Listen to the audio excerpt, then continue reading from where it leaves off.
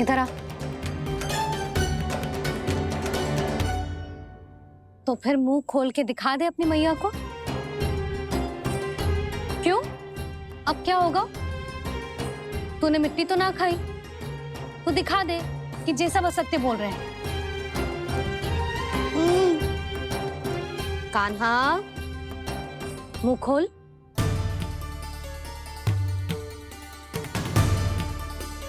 मुंह खोल लल्ला, मुंह खोल के दिखा।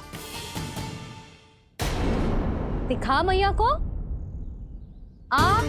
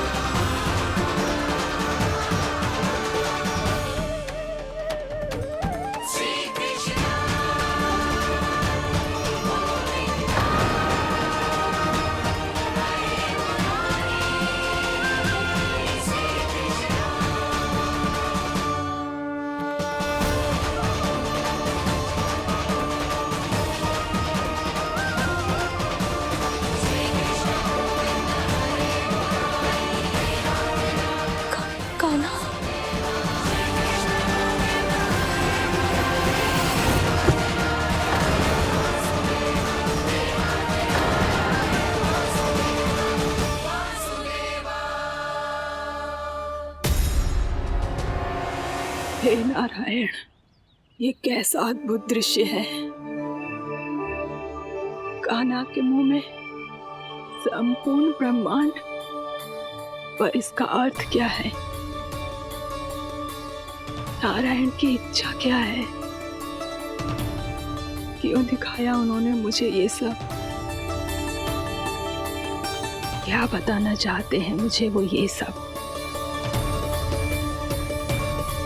कुछ ना कुछ कारण तो अवश्य है। लगता है मुझे मेरे इन प्रश्नों का उत्तर मेरे कान्हा के पास जाके ही मिलेगा।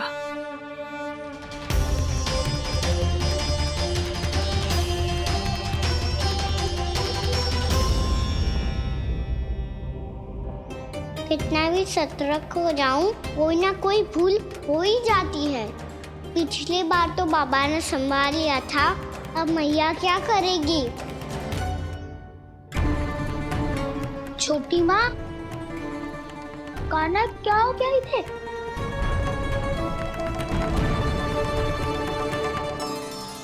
मैया,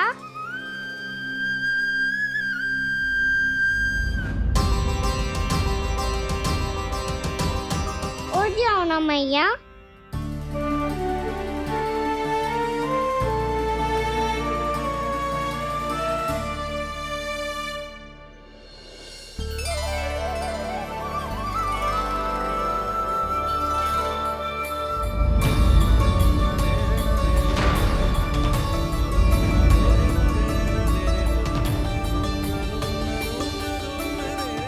मैया,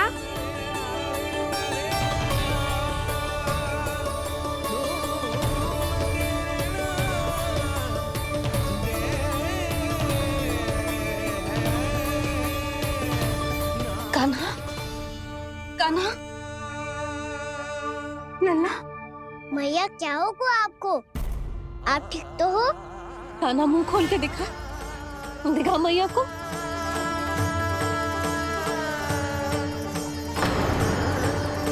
इसमें तो बस मिट्टी है, तो जो मैंने देखा वो क्या था? स्वप्न था मेरा या कोई भ्रम हुआ था? हाँ लल्ला, इससे पहले कि मैया मेरे सत्य समझ जाए, मुझे स्थिति को संभालना होगा।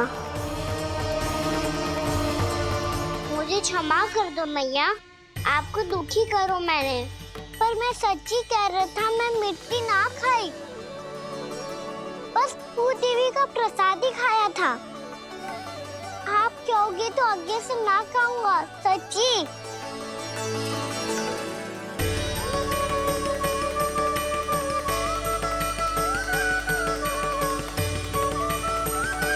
बस बस लल्ला, बस। इसमें विशेष शक्ति ना हो सकती। ये तो इतना भोला है कि मिट्टी को भूदेवी का प्रसाद समझ के खागा। मुझे क्षमा कर दो मैया। ये दूसरी बार हुआ है मेरे साथ। क्या मैं बावली हो गई हूँ? ना ना, मैं तो पूरी तरह ठीक हूँ। फिर क्या कारण हो सकता है इसका? अरे प्रसाद का समय हो गया है और मैंने अभी तक कुछ बनाओ भी ना है। आज फिर से गुड़ ही चढ़ाना पड़ेगा। मैं आए दिन भोग में गुड़ चढ़ा रही हूँ, अवश्य इसीलिए मिट्टी को गुड़ का प्रसाद समझकर खागो मेरा कान्हा।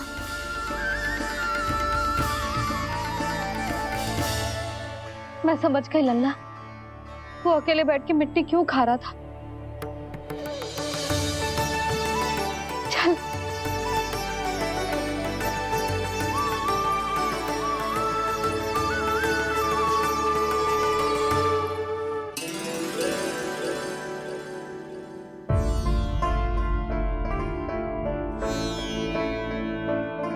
मुझे क्षमा कर दो प्रभु। अपनी ममता में लल्ला की आवश्यकता को सबसे अधिक महत्व दे रही थी मैं। इसी कारण से आपकी भक्ति में भूल चूक हो गई। पर आप तो साक्षी हो, मेरे मन के भीतर आपकी श्रद्धा और भक्ति में कछु कमी ना है। पर हाँ, कर्म कांड और विधि विधान में ऊंच नीच है तो अनुचित ही। पर आज जो मैंने देखो है ना, उसने मुझे मेरी भूल का आभास करा दियो है नारायण। मैया चुपचाप हाथ जोड़ करके पूजा कर। सर क्या देख रहे हैं ना, ताकि नारायण तुझे सद्बुद्धि दे। इस सृष्टि में जो भी होता है ना लल्ला, सब इन्हीं की इच्छा से होता है। और हम बार बार अपनी अज्ञानता के कारण इनके विधान पर प्रश्न उठाने लगते हैं। हम ये भी ना सोचते कि प्रभु की लीला पर संदेह करने का अधिकार ना है हमें। समस्या चाहे कितनी भी बड़ी क्यों ना हो, सही समय पर नारायण सही मार्ग दिखा ही देते हैं, जैसे आज उन्होंने मुझे दिखाओ है। आज आपने मेरी आंखें खोल दी नारायण।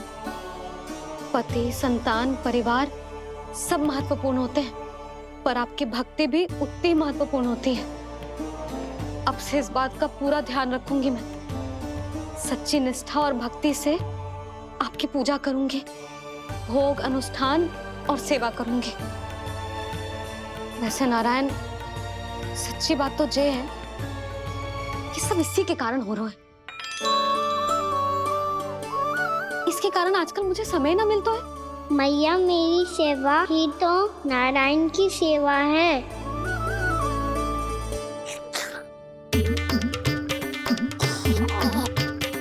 मुस्कुरा क्यों रहे रे? हाथ जोड़ प्रार्थना कर कि नारायण तुझे भी सही समय पर सही मार्ग दिखाएं, ताकि तुझे मिट्टी वाली भूल दोबारा ना दोहराए। हाथ जोड़। आपको मुझे भी सही मार्ग दिखाना होगा प्रभु। एक और मेरी प्रजा है तो दूसरी ओर मेरा लल्ला। मैं किसका हित साधूं, किसी एक का त्याग कैसे कर दूं मैं?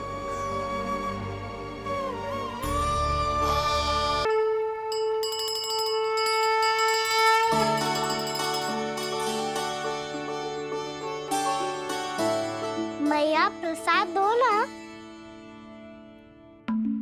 क्यों? मिट्टी ना खानी? नहीं। लल्ला, आज के बाद मिट्टी को गुड़ समझने की भूल मत ही करियो। समझ आई?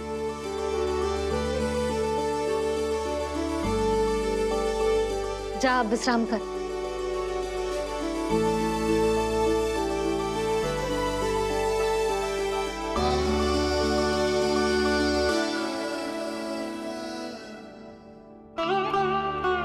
आप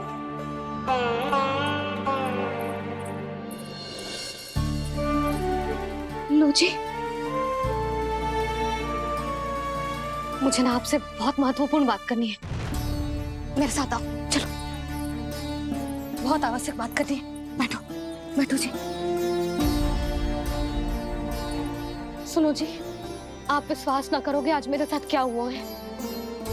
पर पहले ये बताओ, आप मेरा उपहास ना उड़ाओगे ना, पिछली बार के जैसे?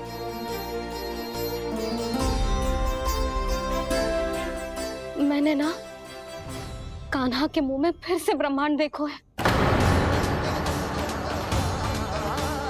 आप ऐसे क्या देख रहे हो? सच्ची में देखो है।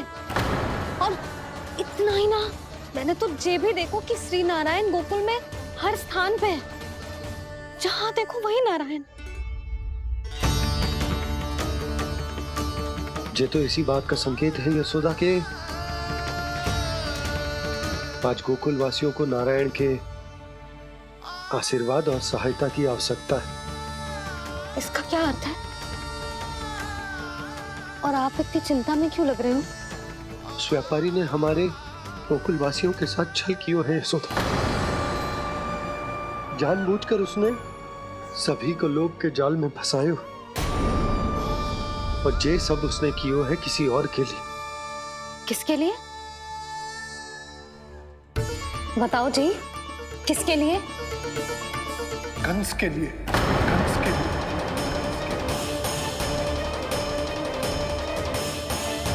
उसे कंस नहीं भेजा था यहाँ।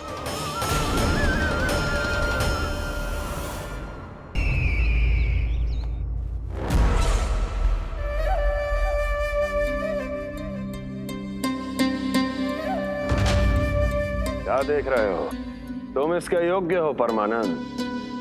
अपनी बुद्धिमत्ता, चतुराई और कुशलता से तुमने इसे अर्जित किया है। महाराज की जय हो। महारानी प्राप्ति महारानी अस्ति। हमें तो लगता है कि परमानंद को हमारे मंत्रिमंडल में होना चाहिए। परमानंद, जिस प्रकार तुमने गोकुल वासियों को अपनी चतुराई के चक्रव्यूह में फंसा दिया, अद्भुत था वो, अद्भुत। आप बस आज्ञा दीजिए महाराज, ये सेवक पालन करेगा। आज गोकुल आपके चरणों के नीचे आ गया है। कुछ ही समय में पूरा संसार आपके पैरों तले होगा।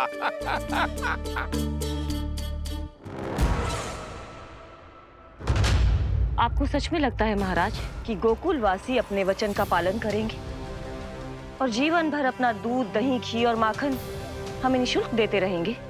भोले हैं वो, भक्त हैं, और यही उनकी सबसे बड़ी दुर्बलता है। और यही दुर्बलता उन्हें विवश कर देगी। और उससे भी आनंद की बात है ये कि उनका राजा नंद अपनी प्रजा को जीवन भर कष्ट सहते देख नहीं पाएगा, और दौड़ता हुआ, भागता हुआ क्या आएगा मेरे चरणों में, अपने उस पुत्र के साथ। और वो तो महाराजा है ना, उसे कुछ कमी है क्या? फिर हमारे भोले भाले गोकुल वासियों को क्यों फंसा रहे हैं जी? ना ना, बात कछु और है। सच्ची सच्ची बताओ, क्या चाहता है वो? कहीं बाबा ये ना बता दे कि कंस मामा ने यह सारा छल मुझे मथुरा बुलाने के लिए रचा है। मैया की ममता भय में बदल जाएगी। ऊपर से देखो तो बस दूध दही माखन का छोटा सा छल है, पर इसके पीछे कोई बहुत बड़ा षड्यंत्र छुपा है इसका। आप जानते हो ना क्या है? मुझे ना बताओगे? बताओ, बताओ जी। यशोदा, वो चाह तो है कि मैं दरबार में जाऊं और साथ ले जाऊं। साथ ले जाओ? बाबा क्या कर रहे हो, संभालो। किसे साथ ले जाऊं? गांव वालों की दया की पुकार को, उनकी सहायता की गुहार को। उसने कहलवाई है कि मैं हाथ जोड़कर उसके सामने विनती करूं,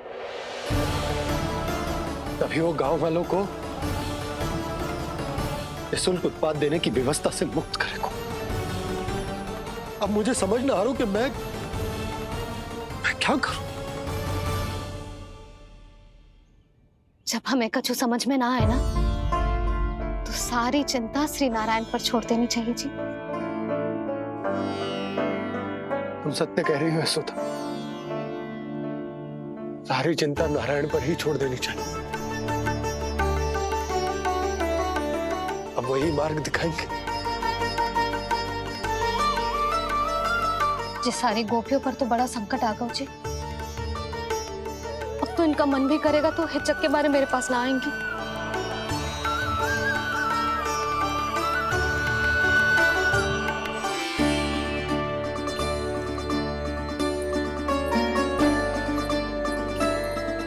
बाबा तो पूरी तरह भूल गए हैं प्रभु, ये सच में आप कौन हैं? हाँ मुरली, इस समय मैं उनके लिए केवल उनका लल्ला हूँ। पर आपके पास उन्हें इस चिंता से मुक्त करने का उपाय है प्रभु, है ना? हे नारायण, आज मेरी प्रजा और मेरा लल्ला दोनों ही गहरे संकट से घिर गए। आपको मेरी सहायता करनी होगी।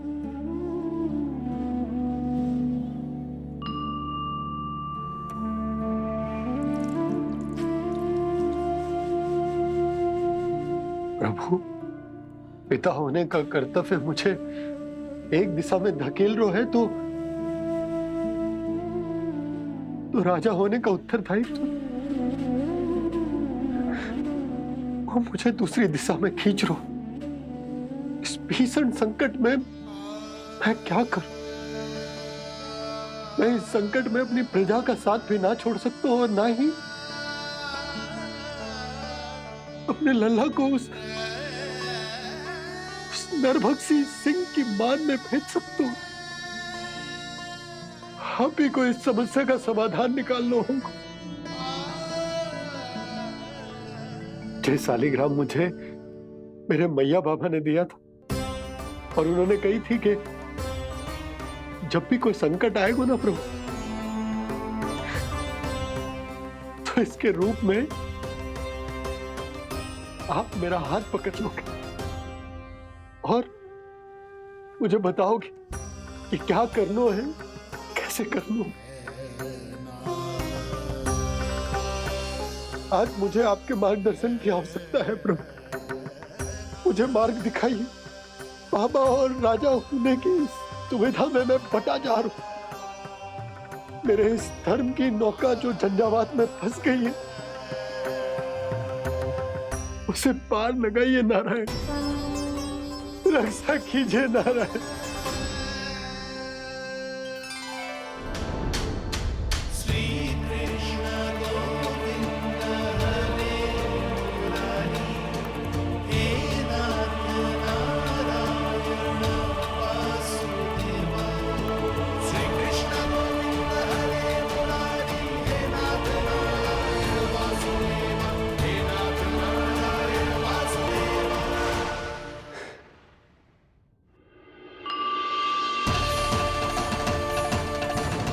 शालिग्राम यहीं तो रखा था मैंने, कहाँ गिर गया? कहाँ चला गया?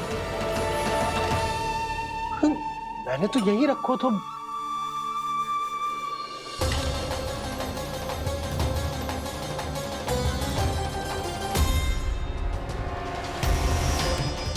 कान्हा, तू यहाँ क्या कर रहा है? सालिग्राम देखो तूने?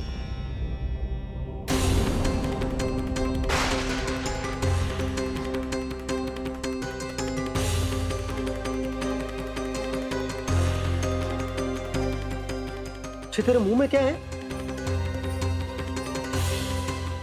कान्हा, कहीं तूने सालिग्राम मुंह में तो ना ले लियो?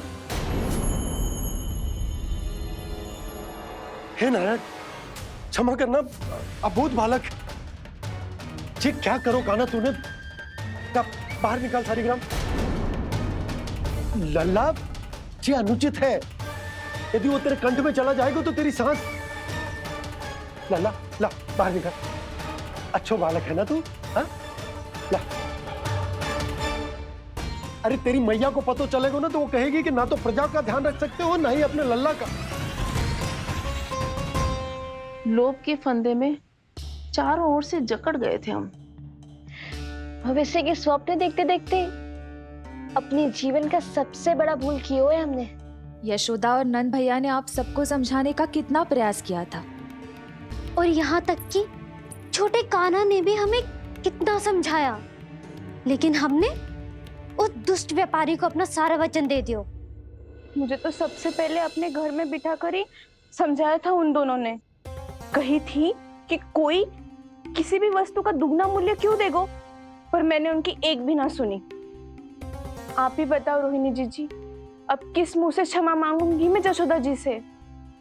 क्षमा मांगने की कोई आवश्यकता ना।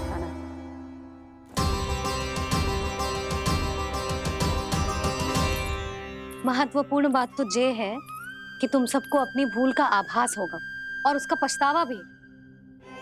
पर अब तो बहुत देर हो गई है जशोदा जी, अब क्या होगा? जिस सुनहरे भविष्य के लिए हमने उस कपटी व्यापारी के सामने अपने नारायण के नाम का वचन दिया था, उसने वही भविष्य लेके राजा कंस के पांव के नीचे रख दियो है।